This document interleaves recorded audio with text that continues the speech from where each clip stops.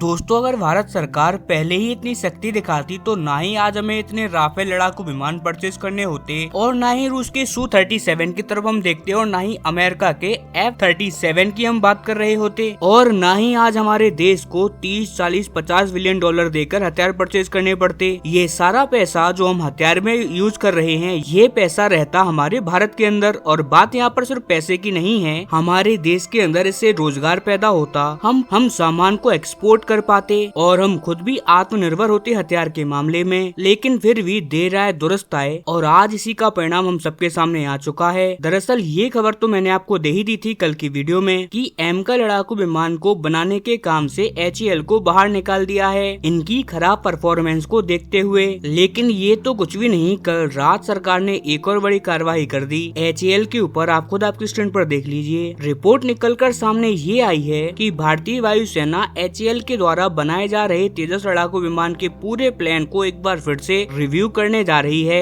और मई के महीने में ये पूरा रिव्यू किया जाएगा। और इससे ज्यादा शर्मनाक चीज शायद किसी भी संस्था के लिए नहीं हो सकती, खास करके HAL जैसी संस्था के लिए, क्योंकि न केवल भारत बल्कि पूरे दक्षिण एशिया की अगर हम बात करें तो HAL सबसे बड़ी हथियार निर्माता कंपनी है। और यहाँ पर भी सबसे बड़ी बात कि ये एक सरकारी कंपनी है, सरकार खुद इस कंपनी को चलाती है। लेकिन इसके बावजूद कंपनी ने अपनी हदें इतनी पार कर दी हैं कि जिस सरकार की ये कंपनी है वो सरकार खुद अब इस पर कार्रवाई कर रही है। आप जरा खुद सोचिए कि ये कितनी शर्मनाक बात है कि देश का सबसे बड़े हथियार का कॉन्ट्रैक्ट इस कंपनी से छीन लिया गया। इससे पहले जो सबसे बड़ा प्रोजेक्ट इस कंपनी के हाथ में था, यानी कि तेजस लड़ाकू विमान बनाने का, अब उस पर भी रिव्यू किया जा रहा है। और ऐसा इसीलिए क्योंकि वायुसेना ने 2021 में ही 83 लड़ाकू विमान खरीदने का ऑर्डर ने दे दिया था, लेकिन आज तक भी ये उनमें से एक भी लड़ाकू विमान को नहीं दे पाए हैं। हैरानी की बात तो ये है कि 2021 से ये लोग कह रहे हैं कि यार अमेरिका हमें इंजन ही नहीं दे रहा, क्योंकि ये बात तो आप जानते ही हैं कि तेजस में अमेरिकी इंजन लगता है। लेकिन पिछले साल ही मार्च के महीने में अमेरिका का इंजन भी मिल गया। हाँ, ये बात जरूर है कि ये इंजन उन्हें बहुत डिले मिला है, लेकिन फाइनली बात तो यहाँ आ जाती है कि इंजन इनको मिल चुका है। अब इनका काम क्या है कि पिछले साल ही यानी कि 2025 में ही अप्रैल, मई, जून, जुलाई,